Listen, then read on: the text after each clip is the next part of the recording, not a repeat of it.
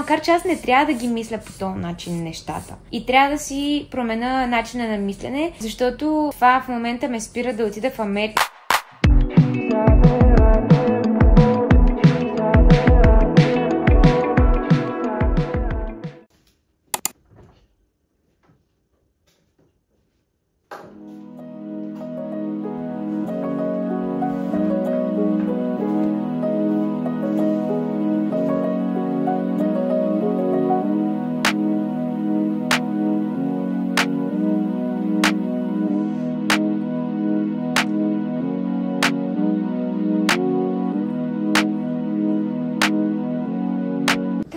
След като си приключих с разтягането и си изпих кафето, направих си масаж само единствено на тази част от тялото, т.е. ето тук, без лицето, защото все още си го пазя, след като бях получила онзи обрив и не смея да го мажа с някакви масла и такива неща. Само единствено вчера си посмях да си го почистя вече с гела, който си ми е почистващия на Юсерин.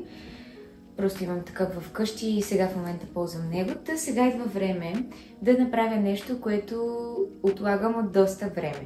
А то е да измеря колко е голям този килим, тъй като се местим този уикенд. Този уикенд трябва да пренесем финално нещата и вече понеделник, вторник вече трябва финално да сме си се изнесли напълно. И аз трябва да пратя този килим да се изпере. Само където всичките как се казва, фирми за почистване на килими, за пране на килими, искат точните размери преди да дойдат да го вземат, за да могат да ти дадат прогнозна цена. Поради тази причина сега ще разпъна този килим тук и ще го измеря с рулетката, за да мога след това, примерно, да викна фирма да го вземат и да ми го върнат изпран.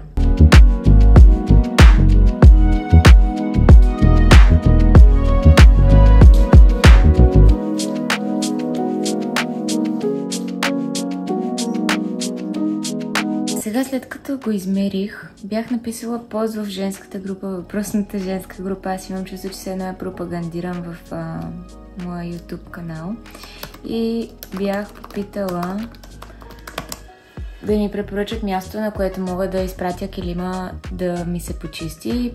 Доста хора ми препоръчаха Бонанза Бачорски.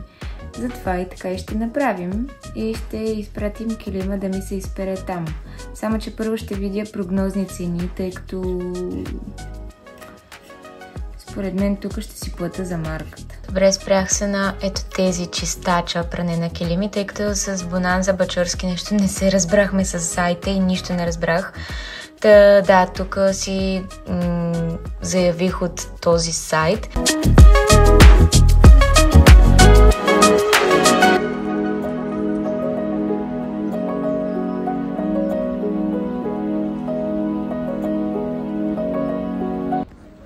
Отивам да направя един бърз пазар.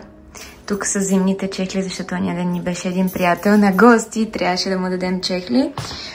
И така, сложих си малко връхното, защото преди малко бях навънка без връхно, само по ето този топ и ми беше леко хладно. Между другото, топа и клина са на MyProtein, така че само казвам. То си личи колко са готини.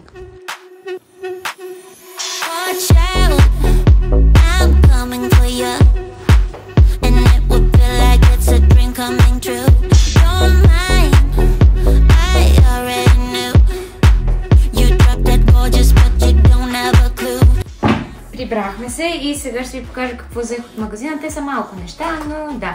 Взех препарат за съдове, защото свърши нашия. И между другото се чудих дали да взема такъв. Сега ще ви обясня защо. Защото това мисля, че е възможно да протече, а ние в вторник ще се местим вече официално и всичките неща трябва да се събират в кашони и защо не ми трябват неща, които е възможно да протекат. Обаче го взех се тая. Взех си ето такива крекери, защото за обяд мисля да се направят крекери с крема сирене, както и салата. Взех си пъпеш, защото много ми се ядеше. И Йоан не е най-големият фен на пъпешите, но за сметка на това пък аз съм. Взех лук и взех 2 краставици. Ето тези тук. Имаме домати от градината на бабата на Нилан в Пловдив и ще се направя една салатка. Между другото, днес е 08.08.2024 година, т.е. сбора на числата от годината прави 8 и това е най-силният лъвски портал и за следващите 9 години, както и от предишните 9 години. Надявам се да сте си написали някакви желания. Аз сега в момента ще го направя, като ето тук си имам едно листче. Ще си напиша желанията и ще си ги сложа в калъфа на телефона да си ми седат там винаги. Аз сега си пускам отново дихателната практика, която си правя по 10 минутки на ден и е уникална. Буквално се надрусваш с кислород. Наистина е жестока. Никога не съм се чувствала по този начин, като правя дихателна практика. И преди, нали, съм усещала някакви разлики, обаче тази е много добра.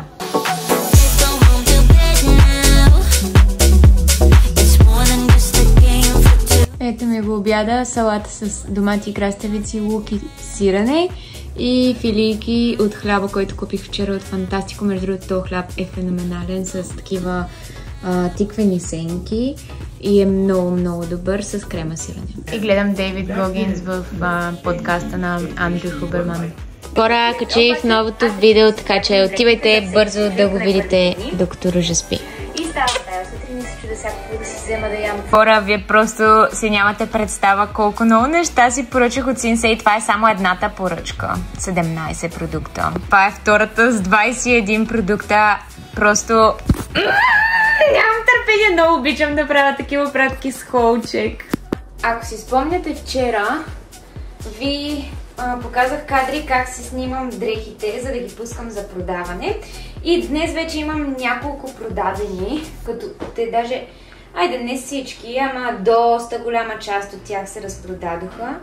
И сега ще ходя до Спиди да ги пускам на мацките, защото имам доста неща, които трябва да пусна.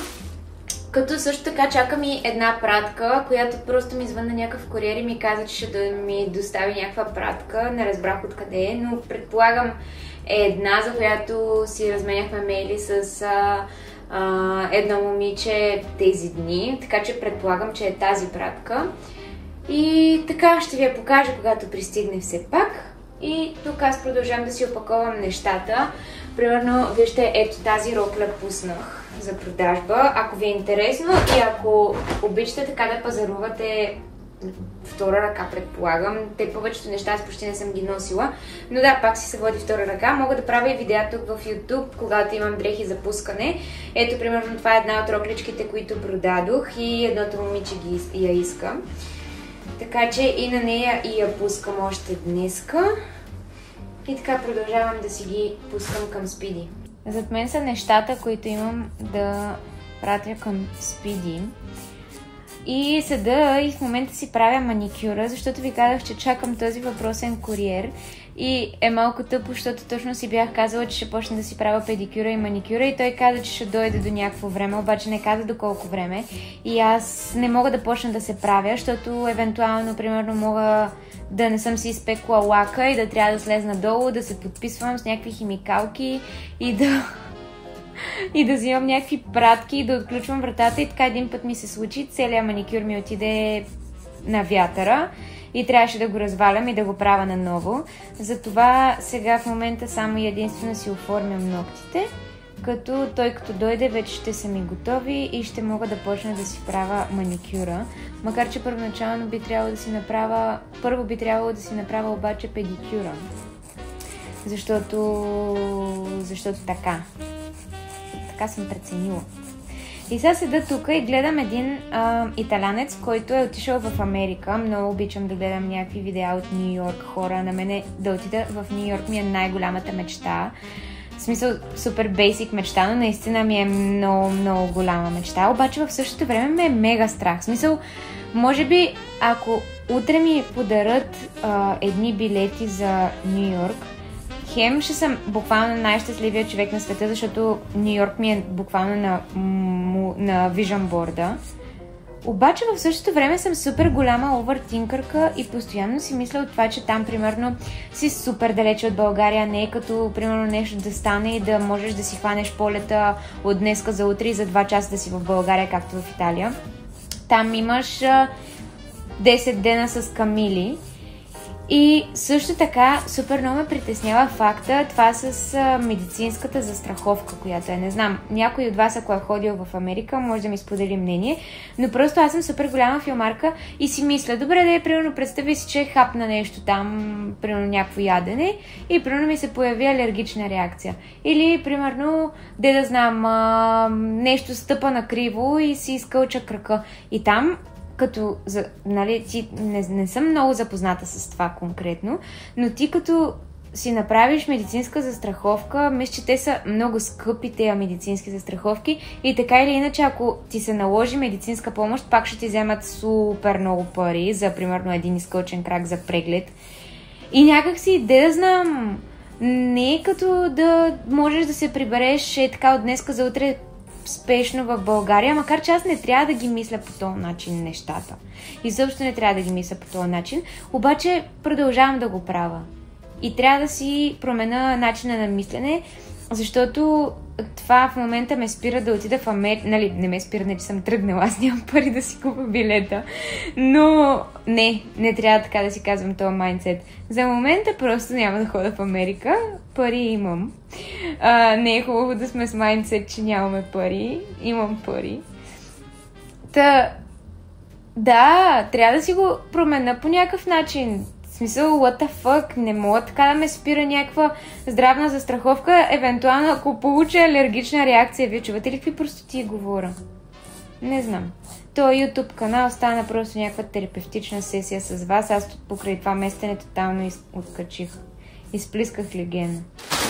Хора, пристигна пратката. Нямам между другото никаква представа какво е. Смисъл, мисля си, че е това, което си мислих първоначално.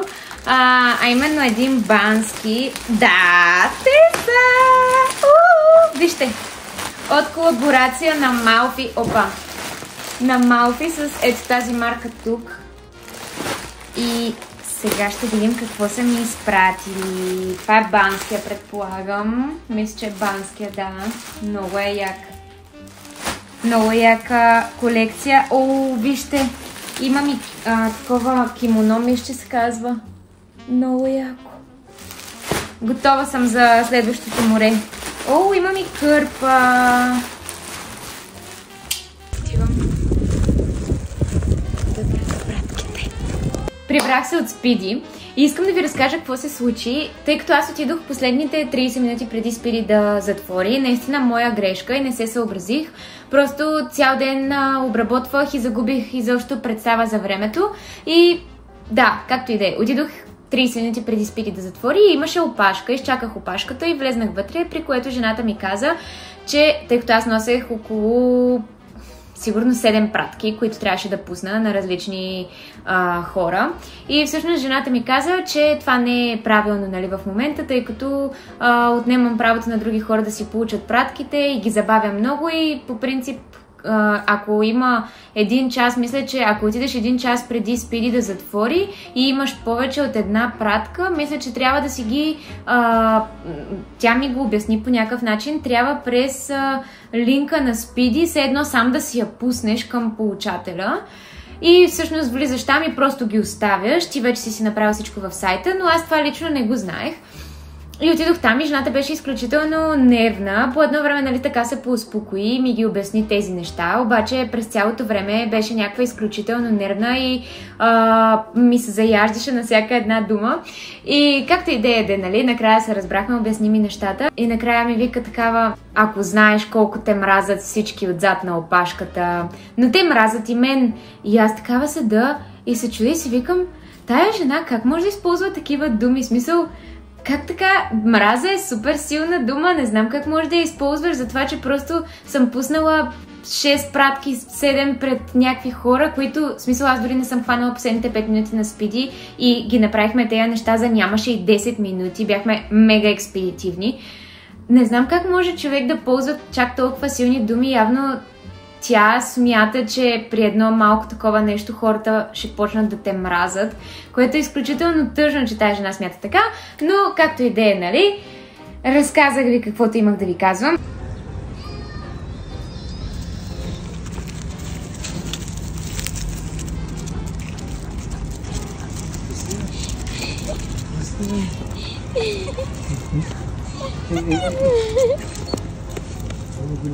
Мишленце, златничко.